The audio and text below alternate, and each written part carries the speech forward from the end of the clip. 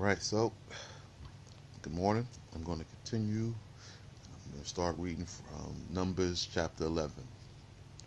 And Miriam and Aaron spoke against Moshe words that were not becoming with respect to the Cushitha whom the Cushai had caused Moshe to take when he had fled from Pharaoh, but whom he had sent away because they had given him the queen of Cush, and he had sent her away. And they said, Hath Yahweh spoken only with Moshe, that he should be separated from the married life? Hath he not spoken with us also? And it was heard before Yahweh. But the man, Moshe, was more bowed down in his mind than all the children of men upon the face of the earth. Neither cared he for their words. And Yahweh said to Moshe, to Aaron, and to Miriam, Come forth, you three, to the tabernacle. And those three went forth. So, we find out that this is not talking about Zipporah. This is talking about Adoniah, which you'll find in the book of Jubilees, from when he fled into Cush. And this was the Cushite woman whom they gave him, and he took her and he took care of her, but he sent her away. Like he didn't want her. He never married her. He never wanted to marry her, so he sent her away. He never touched her.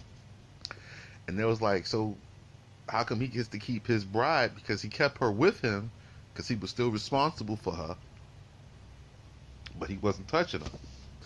So now they're already telling you ahead of time that Moshe was more bowed down. That means he was more in submission, right? Than in his mind than all the children of men upon the earth, right? And the words and now the Most High calls him to the tabernacle of ordinance because he's got something to say. Now that he's heard them, because Miriam, Moses, Aaron, they were getting called together, and he heard them. So now he's going to say something because he has a problem with people speaking bad about his appointed leaders.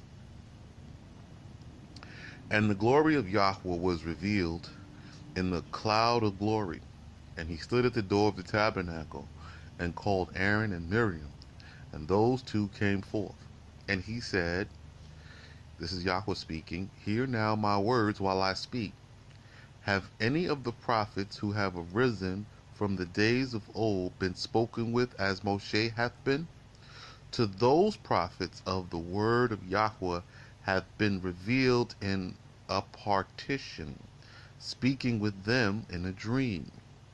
Not so is the way with Moshe my servant. In all the house of Israel, my people, he is faithful. Speaker with speaker have I spoken with him, who hath separated himself from the married life, but in vision, and not with mystery, revealed I myself to him at the bush. And he beheld the likeness of my Shekinah. And why have you not feared to speak such words of my servant Moshe? So the Most High is now laying down some facts, and he's talking directly to them. So they're hearing, and Moshe is sitting right with them, and he's like, y'all on your own. So he's like, hey, I need to know, like, why have you decided to talk against Moses, who's been faithful to me, and whom I revealed myself face to face, eye to eye, and we spoke person to person. We spoke direct, because he's more faithful. Not that to any other prophet did I reveal myself like this. And the glory of Yahweh Shekinah ascended and went. And the glory of Yahweh Shekinah went up from above the tabernacle, and behold, Miriam was seized with leprosy. And Aaron looked upon Miriam, behold, she had been smitten with leprosy. And Aaron beseeched to Moshe, I beseech thee, my Lord, not lay upon us the sin we have foolishly committed, and by which we have transgressed.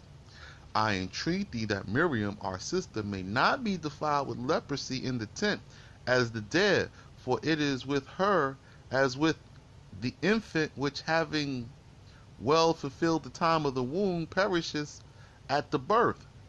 So Miriam was with us in the land of Mitzrayim, seeing us in our captivity and our dispersion, our servitude.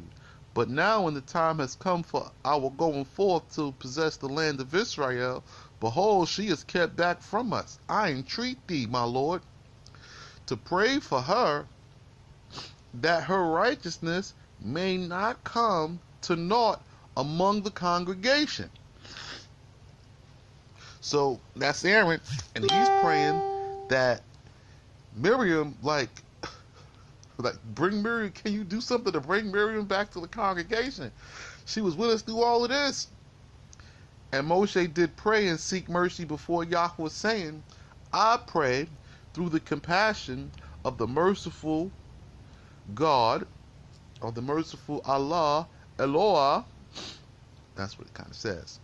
Through the merciful God, O Allah, who hast power over the life of all flesh, heal her, I beseech thee. And Yahweh said to Moshe, if her father had corrected her, would she have not been disgraced and secluded 7 days? But today, when I correct her, much more right is it that she be dishonored 14 days.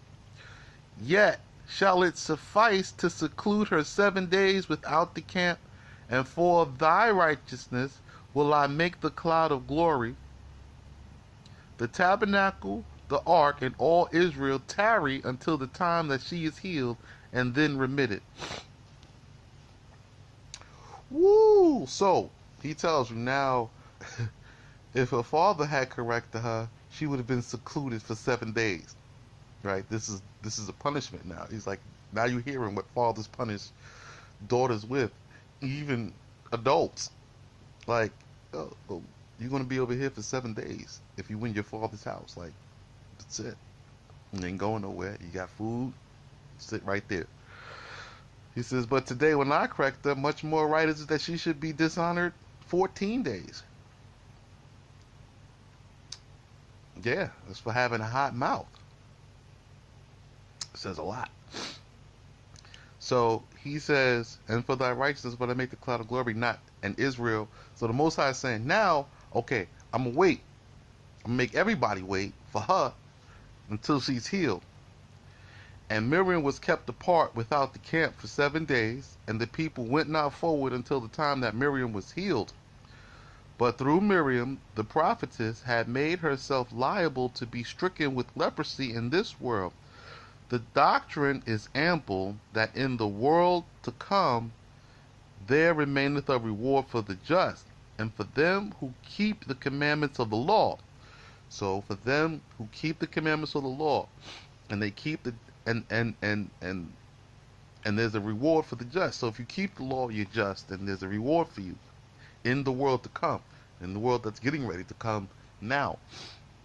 And because Miriam the prophetess had watched for a little hour to know what would be the fate of Moshe, for the sake of that merit all Israel, numbering 60 myriads, being 80 legions, and the cloud of glory, the tabernacle, and the well went not, nor proceeded till the time that she was healed. Afterward the people journeyed from Hazeroth and encamped in the wilderness of Paran. So this is very important to know, right? Because it says The only reason why she received any mercy is because she followed Moses when he was a baby. When she put him in the basket, she followed him to see what his fate was. And then she very quickly used wisdom when she saw Pharaoh's daughter took him. And she was like, oh, it's a child. Does she need a nursing mother? And went and got her mother to come nurse Moses in Pharaoh's house. And she was Moses's nanny. So when you, because she did that, this is the only reason why she received mercy.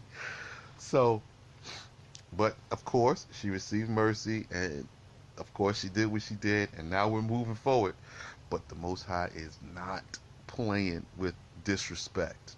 So, respect must be given, not because the other person is giving it either. So, the other person who's not giving respect receives the judgment, but everybody else, you just give respect. He doesn't deal with this reviling, cancerous tongue and talking arbitrarily or in with reviling. He hates it. So everybody respect. Respect.